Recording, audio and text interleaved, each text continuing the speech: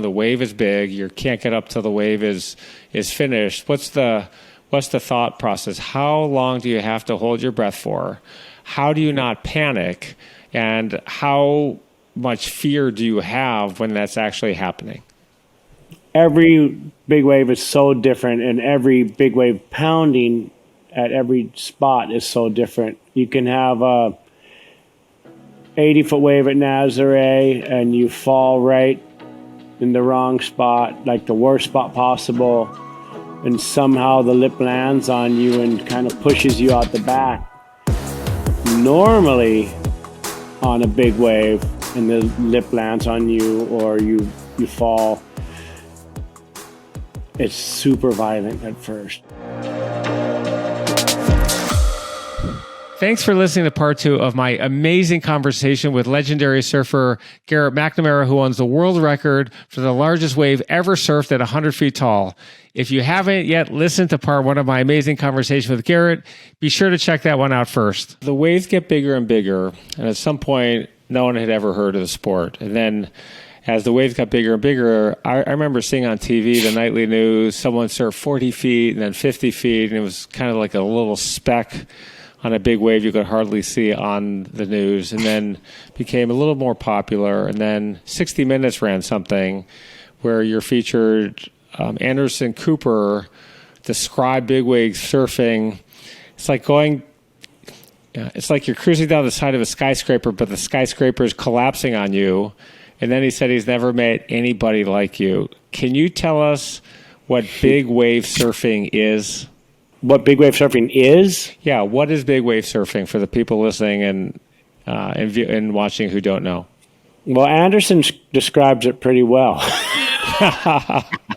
Trying to copy me is hilarious. Yeah, Anderson is a good friend. I really, really like him a lot, and we've stayed in touch. We've done 3 different shows together. Yeah, I love that guy. The crazy thing is, he wasn't even afraid when we were on the jet ski, and we're going through these places and he made me go through a place that I would not go through. He called me. He's like, we're going out. We're going to go around the rock. And he's like, go through there. I'm like, no, we don't go through there. One bit like that. He's like, what are you, chicken?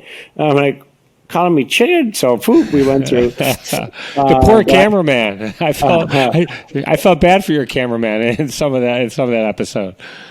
Yeah, we talked about fear, and he said, I said, I'm not really afraid of big waves anymore. And he's like, yeah. I'm like, what about you? You're always in these crazy life and death spots. And he's like, you get sensitized. You totally get sensitized. And yeah, he's not really afraid in the situations he gets himself in.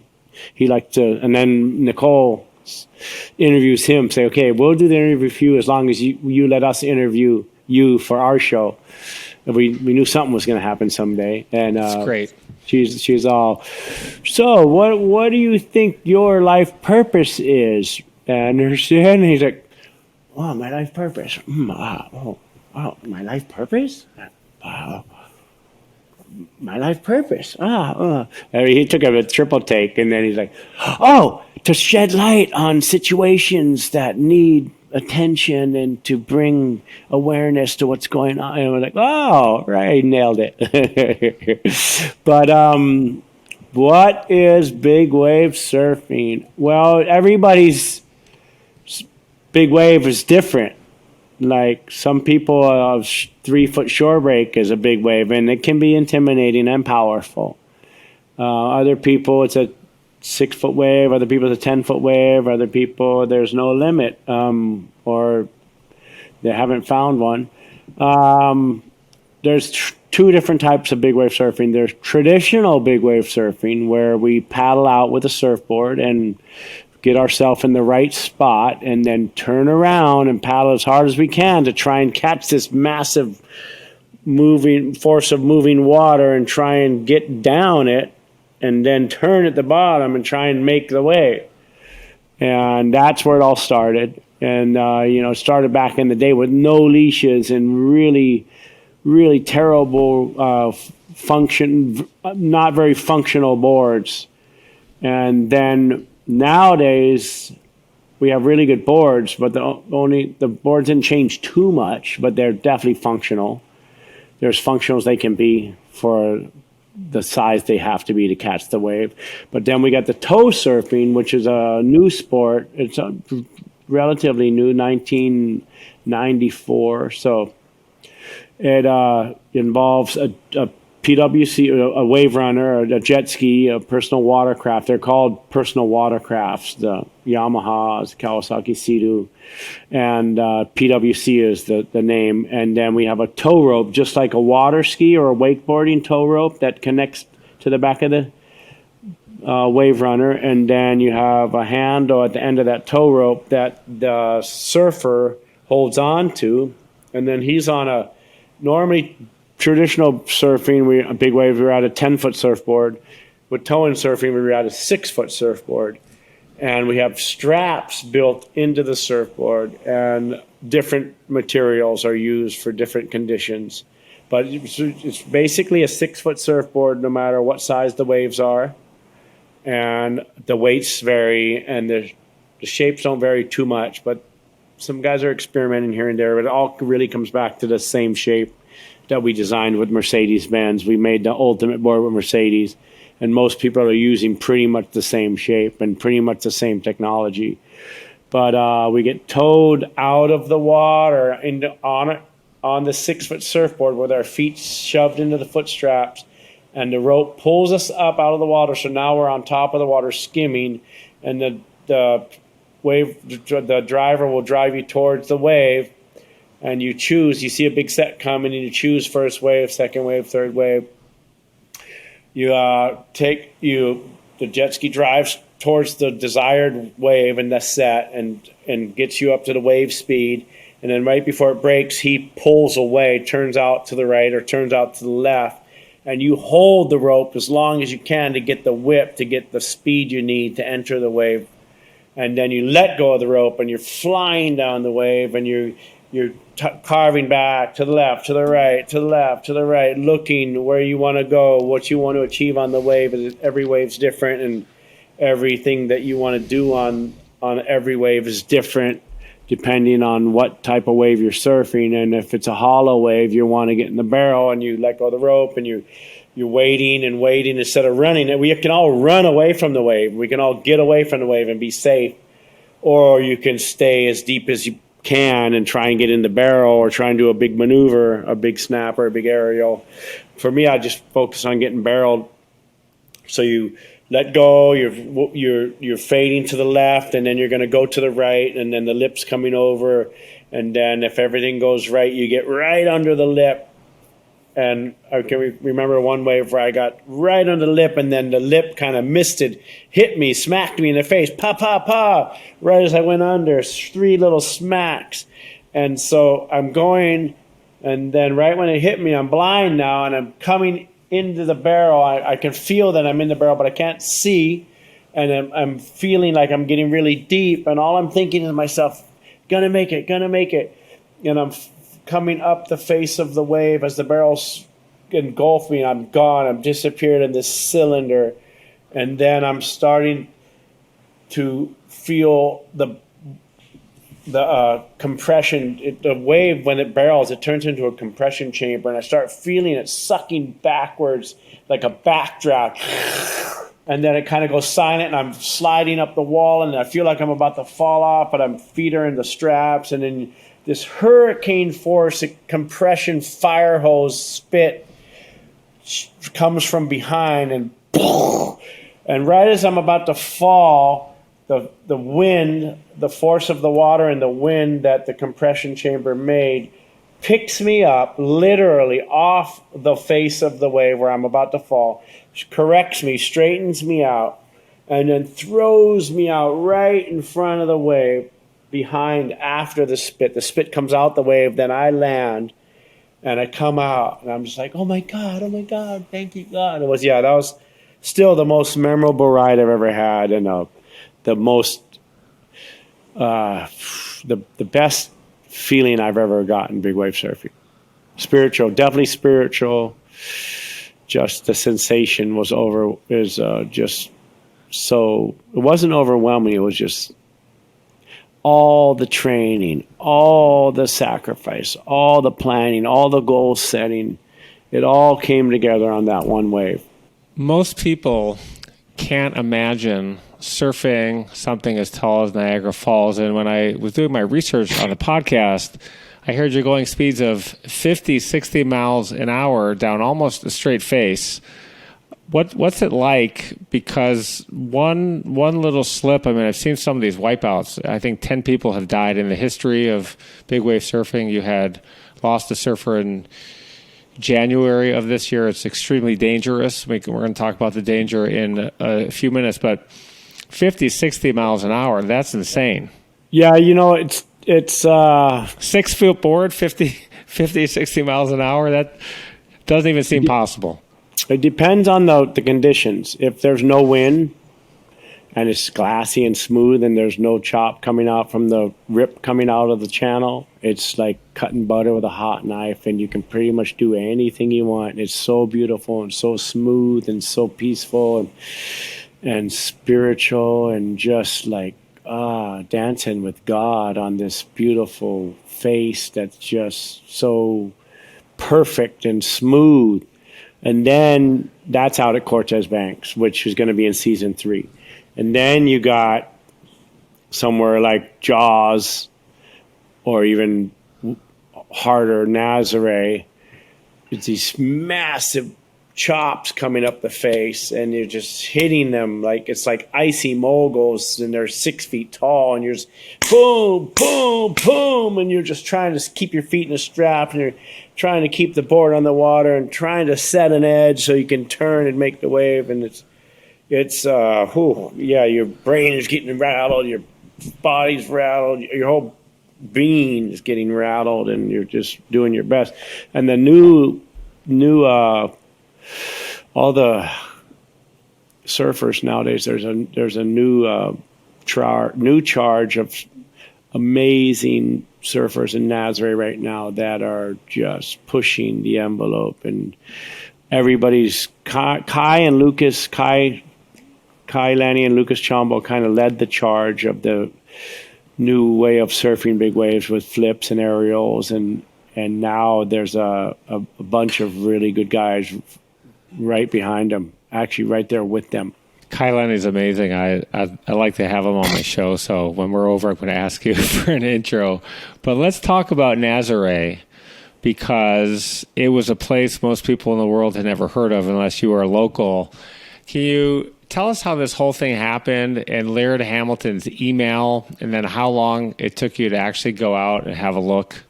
In 2005, I got an email from a guy named Dino, who was a local bodyboarder, and he ran the sports program for the municipality for the mayor. He was under the mayor running the sports program. In Nazare, Portugal. Just for those who don't know, Nazare is it's a seafront town in Portugal. There's a huge, would you call it a castle or lighthouse on the edge? Just a lighthouse, a beautiful lighthouse right on the edge of the cliff. And he was living in that fishing village for his whole life, and he would go up on the cliff with his father when he was a young boy, and he says that he imagined people surfing it way back then, and then he had the dream of somebody surfing it, and then they were trying to bring attention to the town somehow, and so they emailed me, and first they emailed Laird Hamilton. He told me this about 5 years ago. He didn't tell me this until about 5 years ago. First they emailed Laird Hamilton, and they didn't get a reply. Then they emailed, because Laird's the man. I mean, who wouldn't email Laird Hamilton first? And then Carlos Burle, because he was basically the man in Brazil and international. He was winning events back then, and he was pushing the envelope everywhere. And no reply. And then I was the third choice, the third string.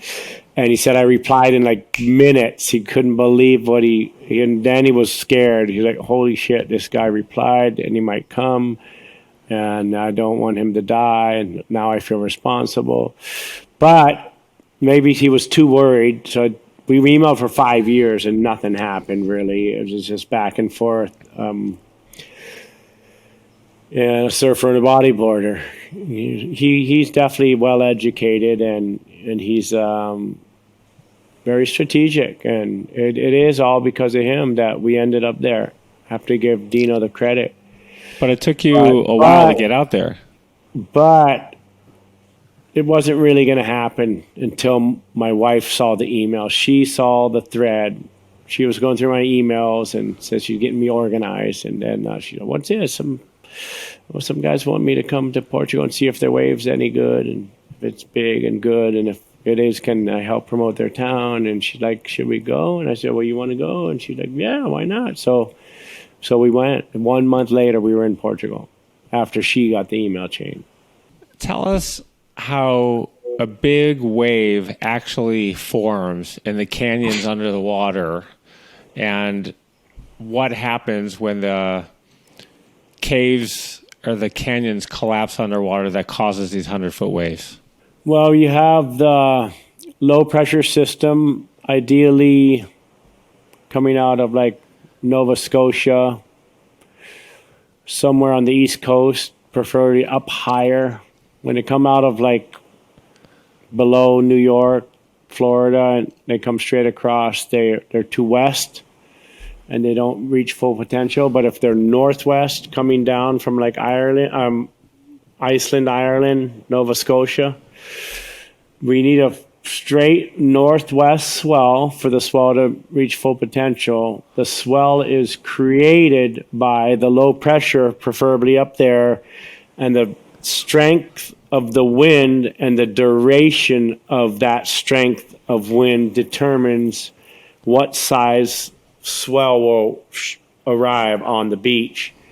There's a few other variables in between that low pressure, if there's something going on in between, but usually there's just one low pressure. Sometimes there's a high pressure, which you want the high pressure on the land and even a little bit into the ocean to stop the wind from blowing, or keep it either dead wind or offshore when that swell arrives. So you got this strong wind blowing northwest for a long period of time, creates these undulations on the surface of the ocean, and then they get bigger and bigger and bigger, and then as they reach Portugal, they're received by a shelf, which is about 30 to 60 feet deep max.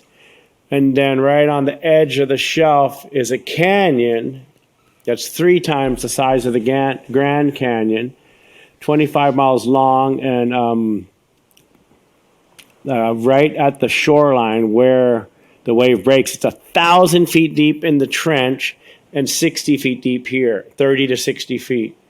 So this, and it's shaped like a funnel. So the swell comes down the canyon full force, nothing stopping it to reach full potential.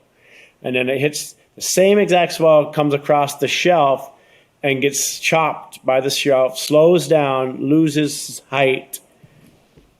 So then the same, it's a weird phenomenon. The same exact swell that should hit the same time now meets at different times. It comes down the canyon really fast, comes across the shelf slow, and it turns towards the swell that's now coming across the shelf. So, and it creates just 2 different swells. Same swell turning into 2 different swells going 2 different directions, causing a wedge. And then sometimes that wedge cancels out. If they miss just right, this huge swell, this huge wedge will be coming in, and somehow it misses and it cancels itself. And it looked like it was going to be the biggest wave I ever saw, and it doesn't even break. And then the one behind doesn't look as big, but it hits just right and causes this wedge effect of TP, which generates the tallest waves in the world, because it's basically a rogue wave on the shore. But to classify a rogue wave is when 2 different swells in the middle of the ocean come from 2 different directions and meet up and cause this thing to just boom, jump up and take out a boat. This is on the shore from the same swell, but the same swell getting turned at itself. And timing different. So it could be the second wave and the set is hitting the third wave of the canyon. So you talked about kind of the wave you think is going to be the big wave doesn't turn out to be the big wave. The one behind it may be the big wave. People's careers depend on the size of the wave. So is there any way to judge when you're back there, or are you just kind of getting lucky? I mean, we're going to talk about the team and the lookout and the binoculars in a minute, but when you're out there, you're making a judgment call. You're looking around, you're waiting on the wave. So how does that all happen? What's the thought process there? I'm going to take this wave or I'm going to take that wave? Well, first and foremost, we have preferably Nicole on the lighthouse watching, doing safety and helping us choose to go north or south, first peak, second peak, third peak, and helping us to choose which first, second, third wave. But at the end of the day, it's up to us to really choose where we want to go and what we want to do and what we're focusing on that day. And the funny thing about Nazare is it's not always the big outside wave. A lot of times it's the inside wave that magnifies and intensifies and gets taller than any of the other waves. So it's sometimes those insiders that nobody's going for just become these mutant monsters that just pop up out of nowhere and get 70, 80 feet tall and everybody's sitting out the back waiting for the set. First, you have Nicole on the lighthouse orchestrating. You have a safety. You have the ski driving you into the wave. You have a safety ski behind that, and preferably on the really big days, you have a second safety ski, backup safety. So you're a runner, professional runner. You're doing the 100-yard dash. You can kind of feel like I had a good run. You're a skier. You know, you're a professional skier. You're going down the hill. You know, you had a good run. There's a lot of talk in terms of, did you surf a 100-foot wave? Did you not surf a 100-foot wave? It's hard to measure.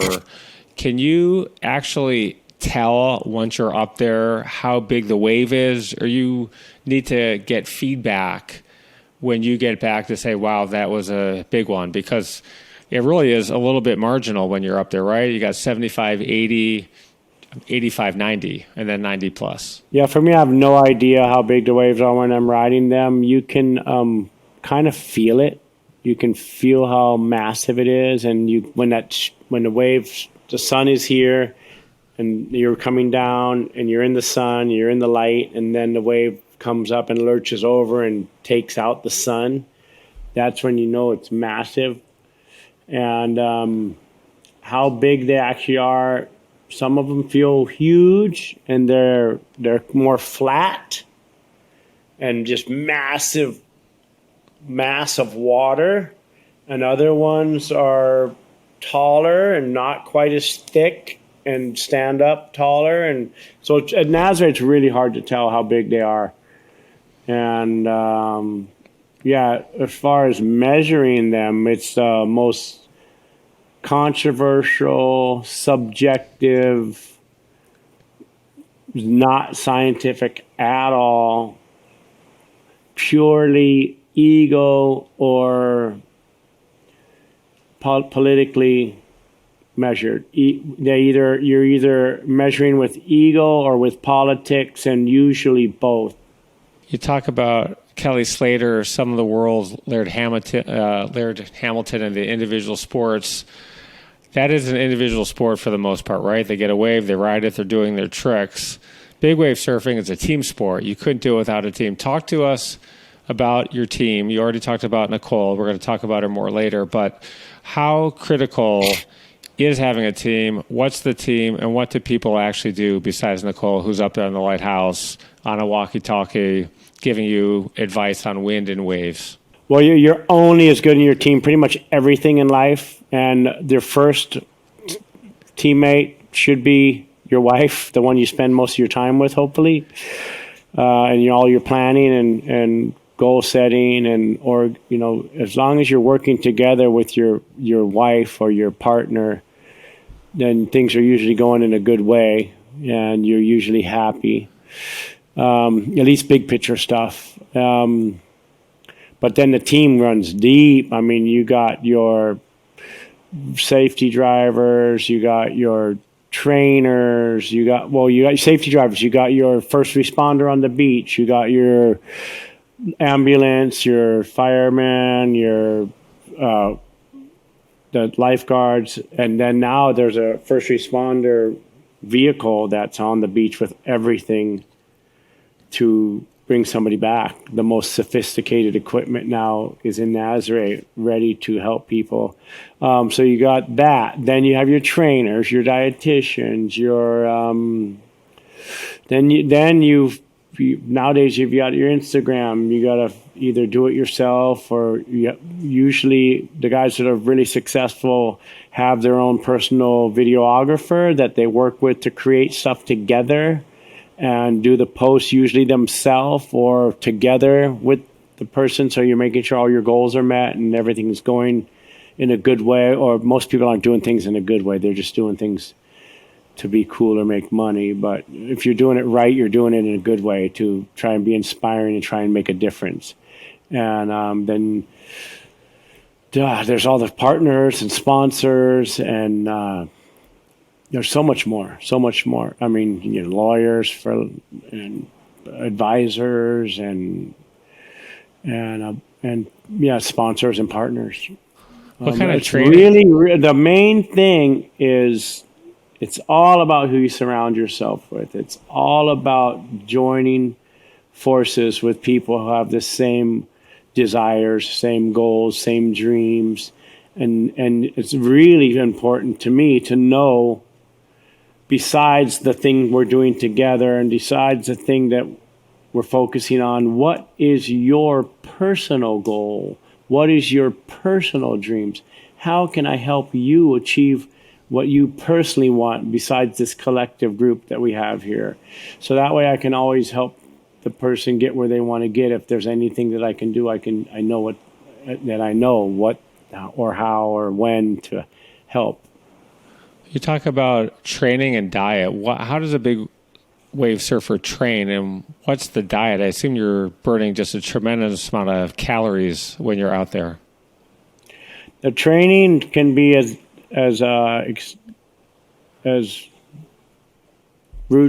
focused as you want, or as open. These days, everybody takes it very serious. Back in the day, party all night, go surf, no problem, whatever. Nowadays, it's focused. Most people aren't drinking. Most people aren't doing drugs. Most people are training 3 to 6 or 7 days a week. Most people are on a really clean program for what their intake. They're evaluating what helps them run at full potential, what will enable them to run at full potential and have longevity if they want to stay in the game. The people that do that exceed mightily. The people that don't just kind of exist for a little while and then they're gone.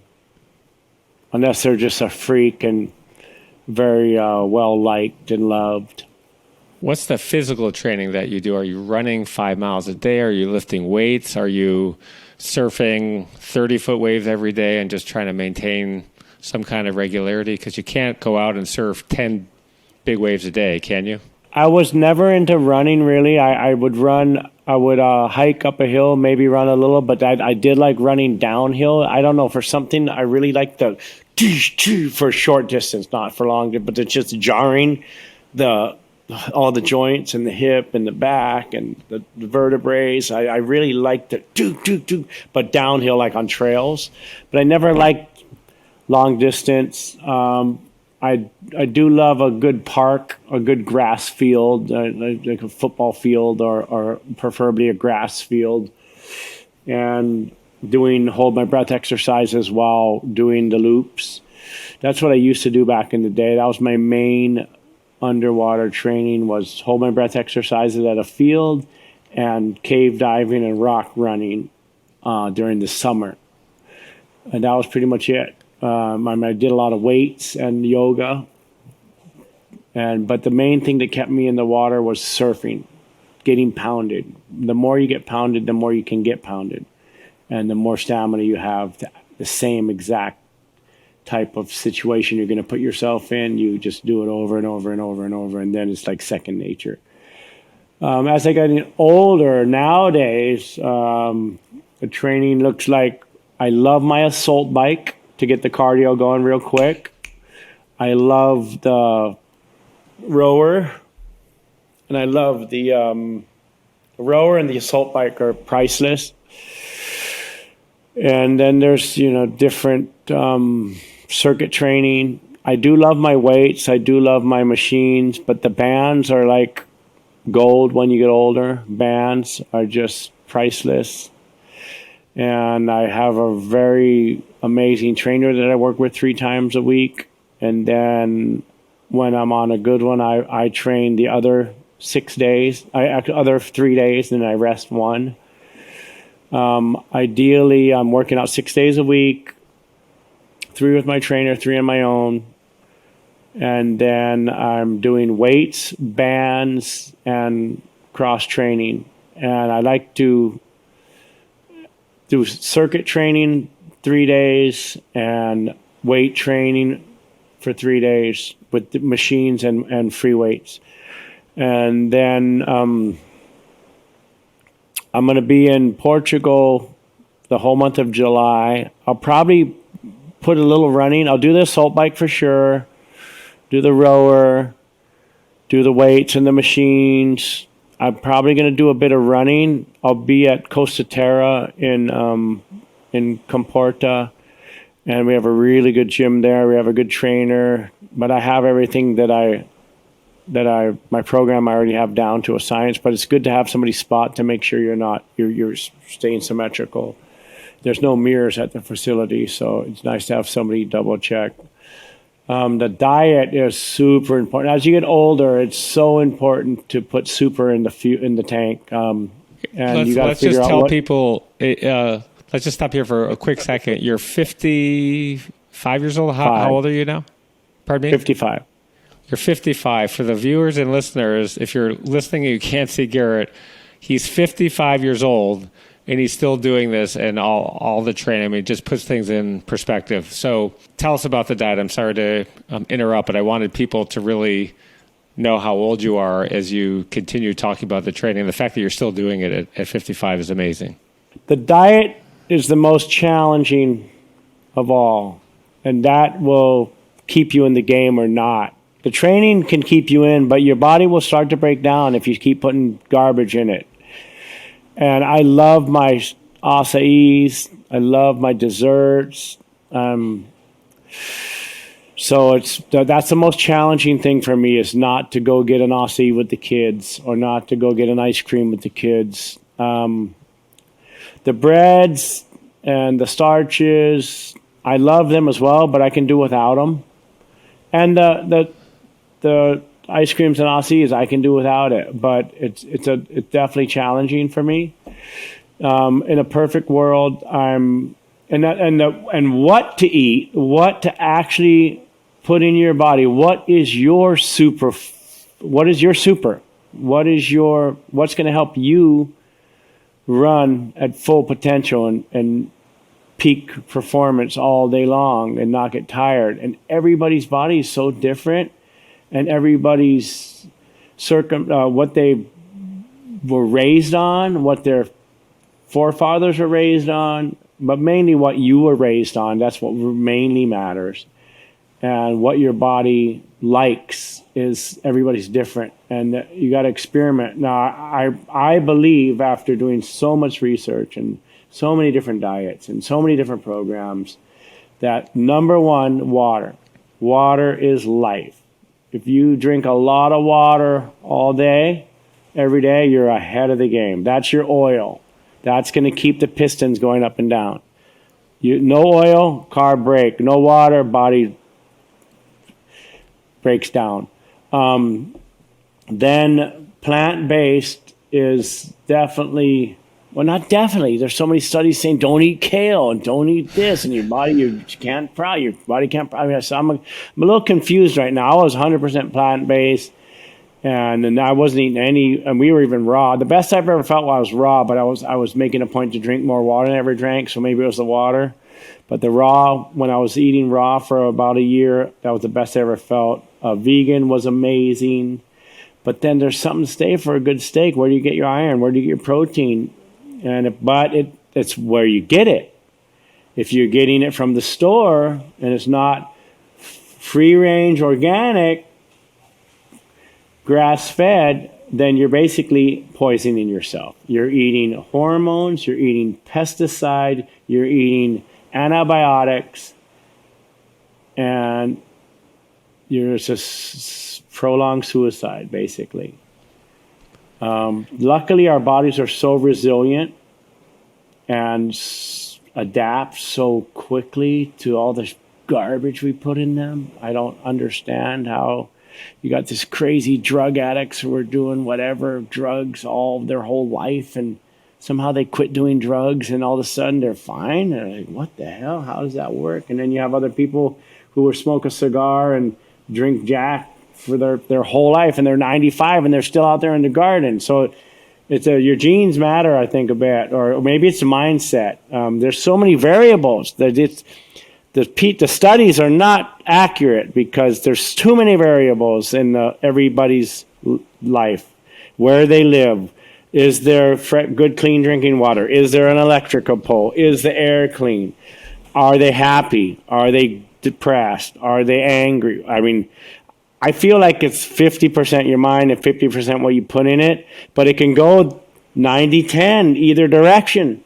I do love a good steak, grass-fed, free-range, organic. I love fish. I never ate chicken because it's the dirtiest. All the fowl is the dirtiest, most disgusting produced. But if it's farm raised, if it's free-range, organic, then chicken can be good too. Turkey, whatever. You try to find an organic turkey. Those things are so skinny. We had one last Thanksgiving, and my wife was like, "What?" Our mother in Portugal, we bring her the turkey, and she's used to these fat turkeys, and she's like, "The turkey's sick. I can't cook this for you guys. This is no good." And she cooked it, and it came, and it was, but it still tastes really good. All right. So you talked about getting pounded. And you talked about holding your breath for a long time as part of the training. I've seen some of these falls. I've seen some of your falls. I've seen people rushing out on the jet ski. I've seen people thinking you died. And we've seen people on your show die. So what is the feeling when you fall and you're beneath that water and the power is tremendous, as you explain on the show?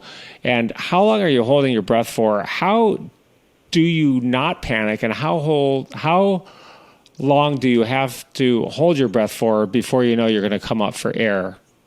And how do you deal with the fear of dying? The fact of the matter is that we had never lost a toe surfing in the history of toe surfing until last year in Nazare.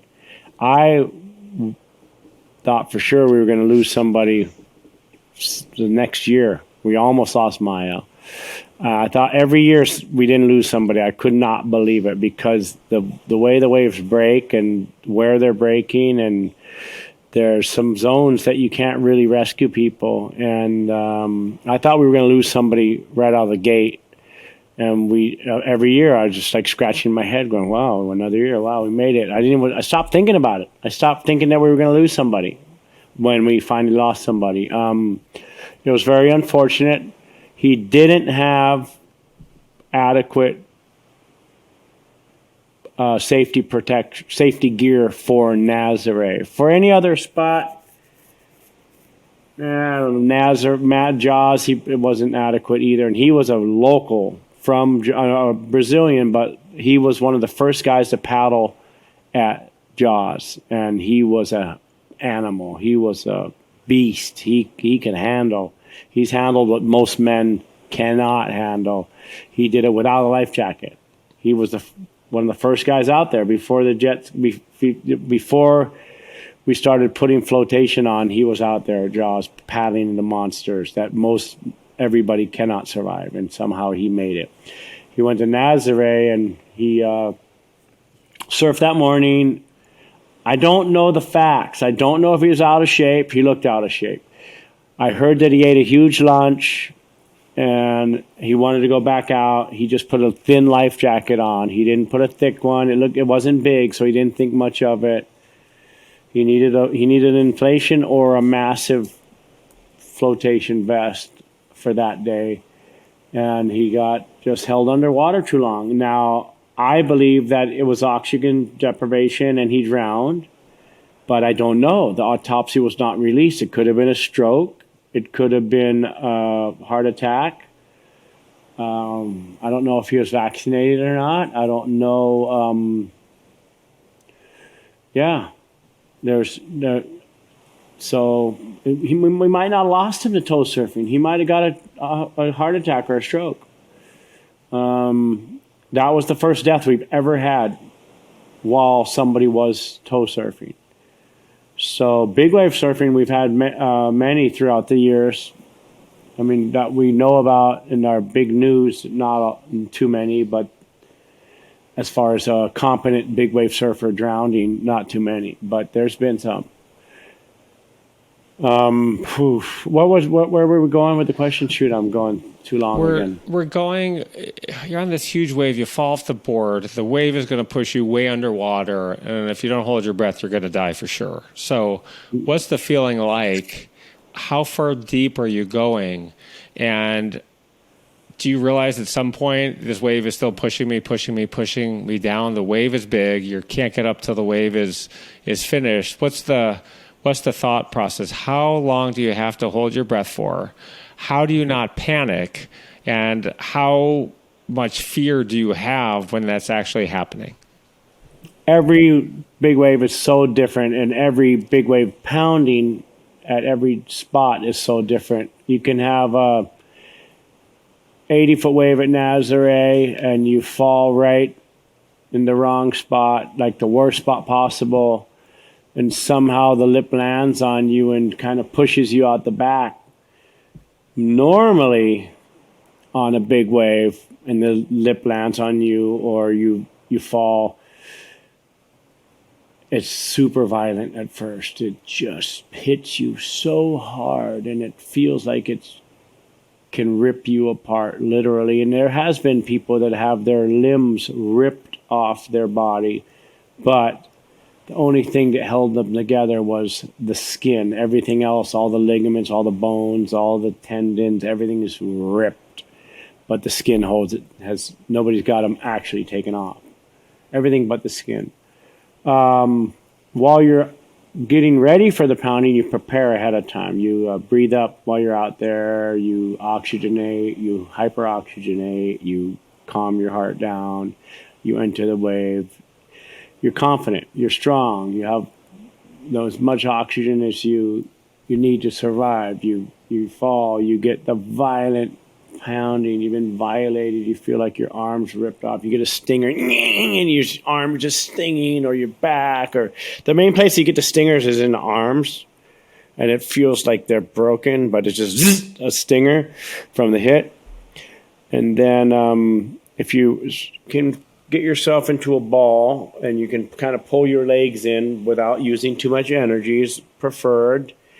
But then you relax and you calm down. And once the violence is over, then you just got to go with it, because you're not going to come up until the aerated water passes, no matter how much flotation you have on, until that aerated water goes by and you're now in hard water, you will not come up. And so once the aerated water goes by, and then you're down 10, 50, 60, whatever, however deep it takes you. If you're down deep, a lot of times your ears get, it's like the craziest pressure, and there's no time to equalize. Normally, when you're down super deep, you're in the aerated water, so there's not as much pressure. But once that aerated water is gone, then the pressure comes in. And then you kind of swim up nice and calm. You have your flotation on. You may have already pulled. If you pulled, you're in the aerated water, you're coming up pretty fast, and you kind of just torpedo up with a couple of strokes.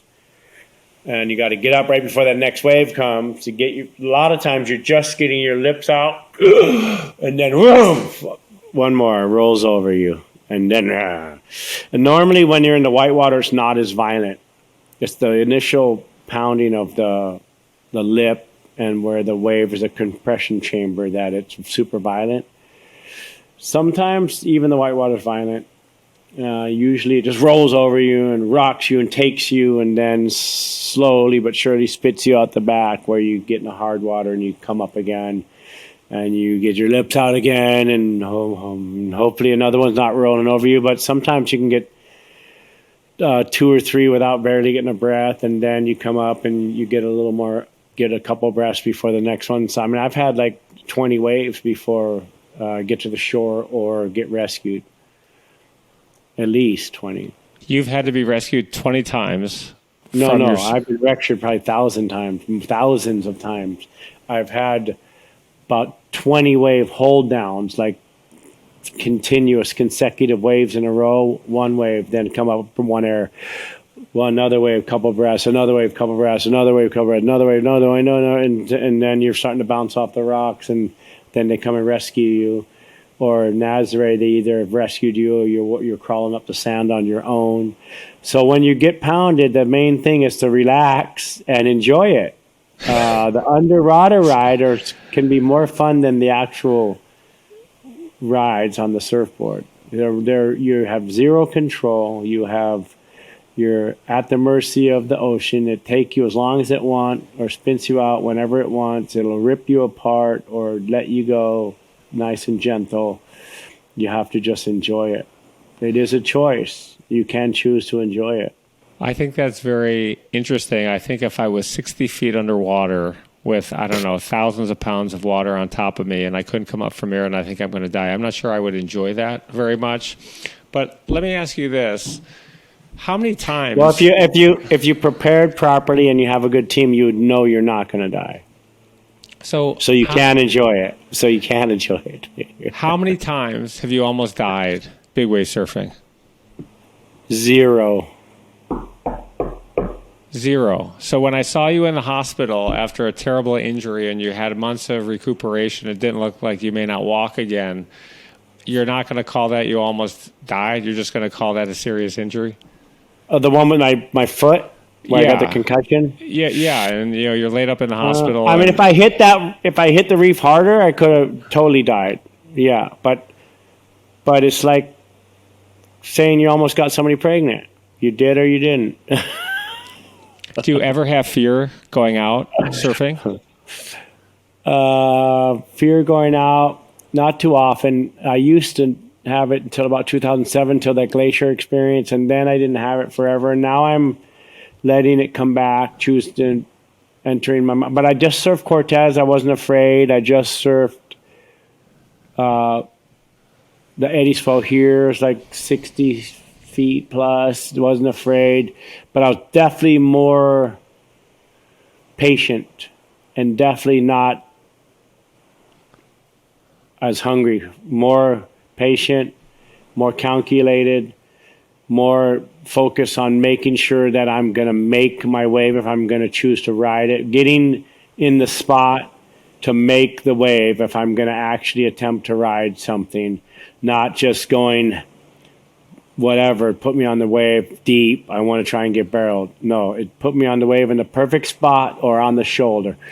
Now, the shoulder isn't a very desired place to be because it's very unfulfilling, first and foremost, but it's where it's more choppy and bumpy. So you want to be in the perfect spot. You want to be in the apex, right on the line, on the perfect line. You don't, if you want to get the barrel, you want to be behind the line, deep. And that's where I used to always want to be. Now I just want to be on the line, on the perfect line.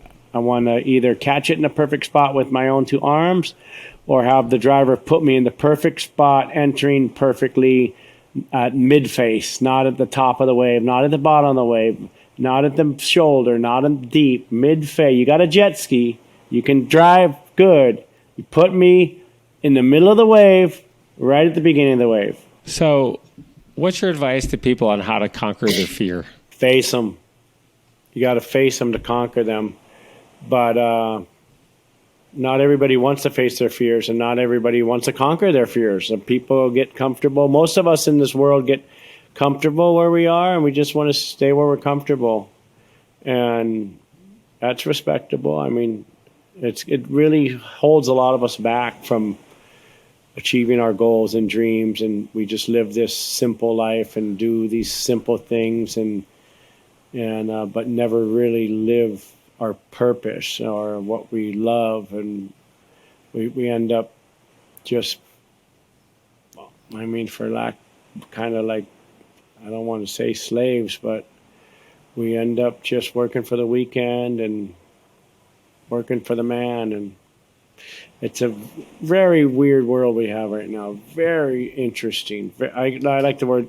The world is so interesting, and there's so many interesting people, and there's so many interesting jobs, and it's crazy where it's going and where we are right now.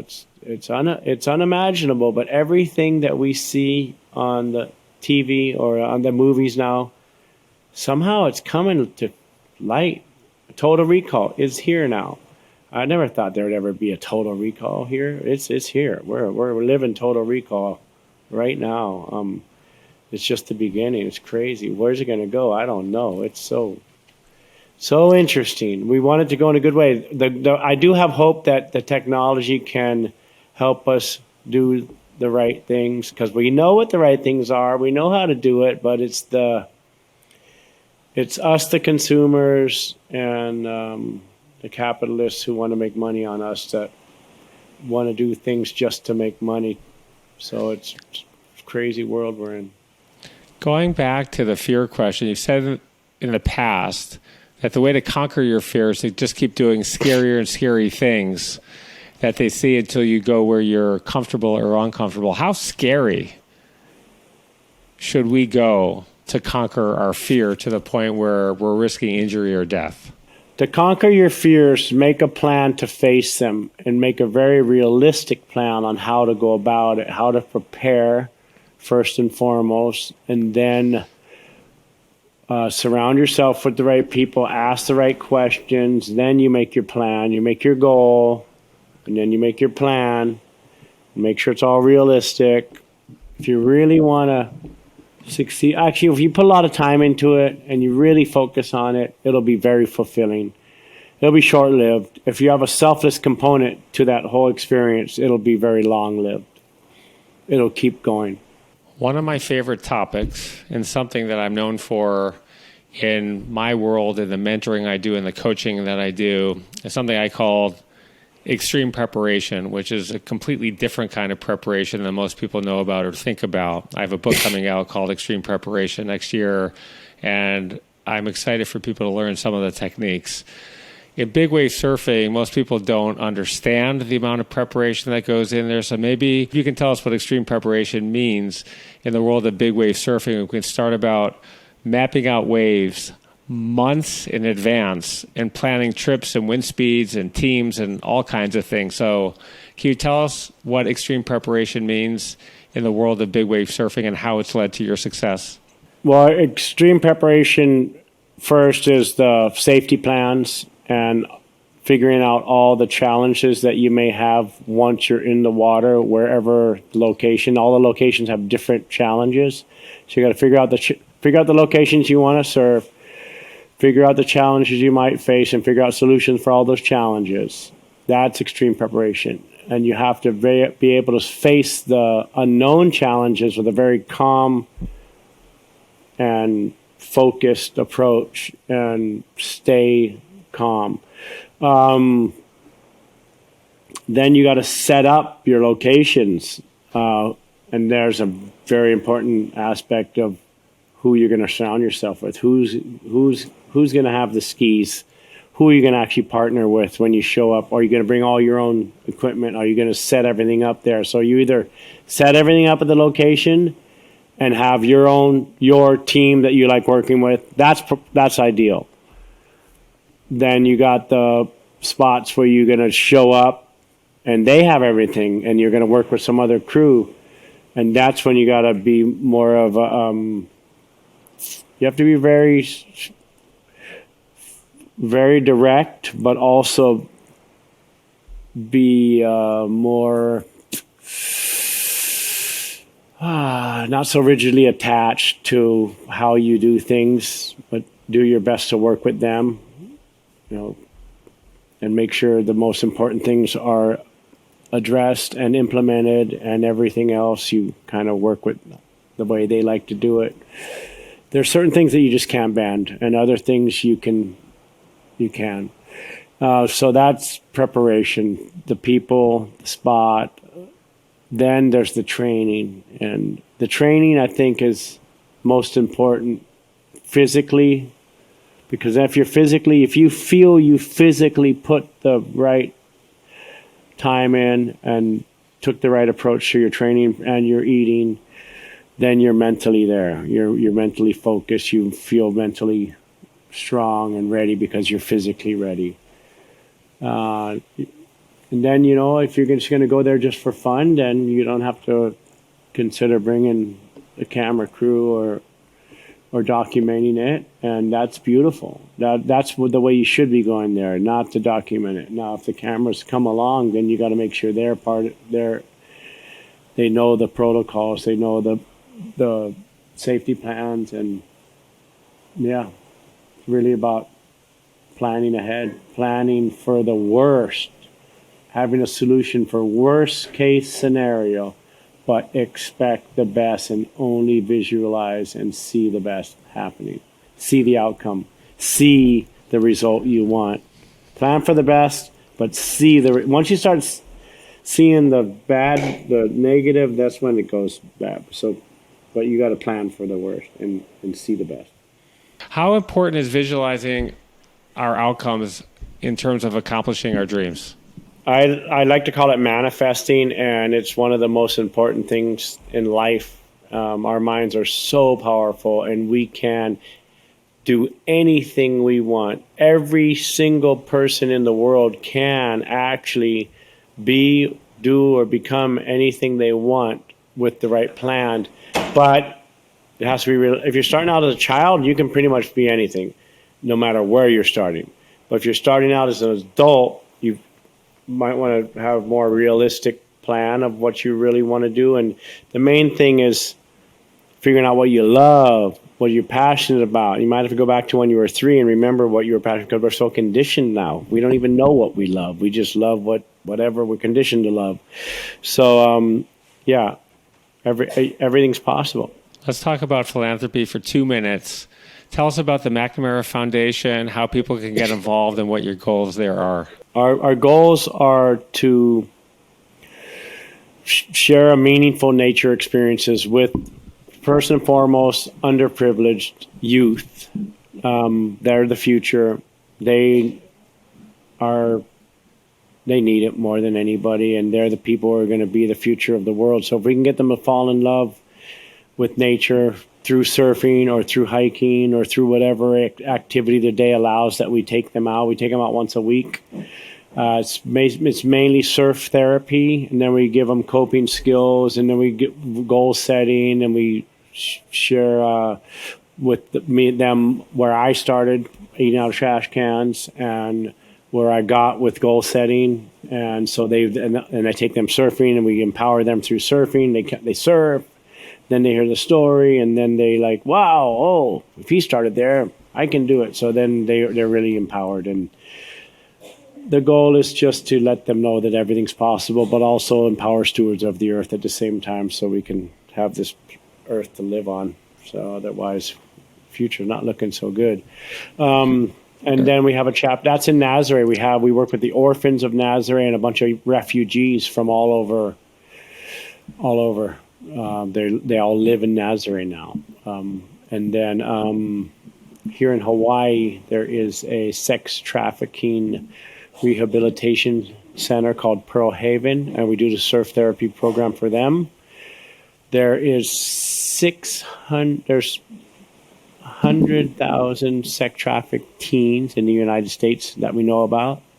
There's probably more, but there's only 600 beds in the rehab facilities nationwide. 30 of the beds are in Hawaii, right at the beach where I learned how to surf.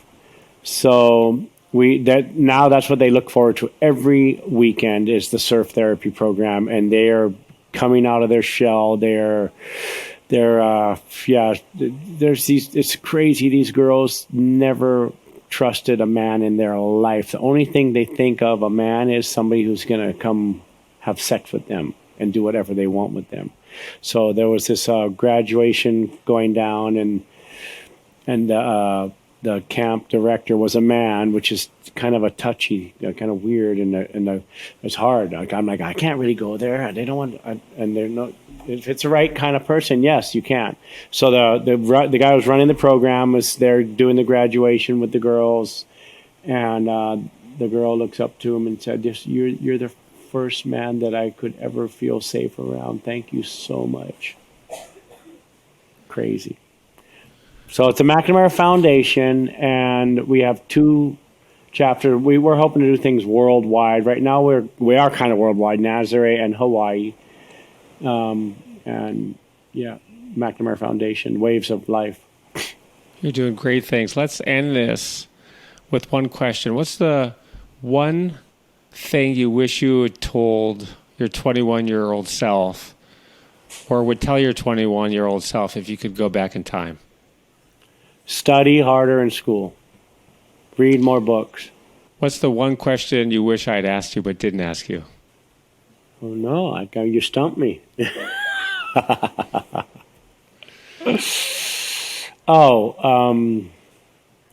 How did you stay in the game for so long? And how do you still have a career in surfing at 55?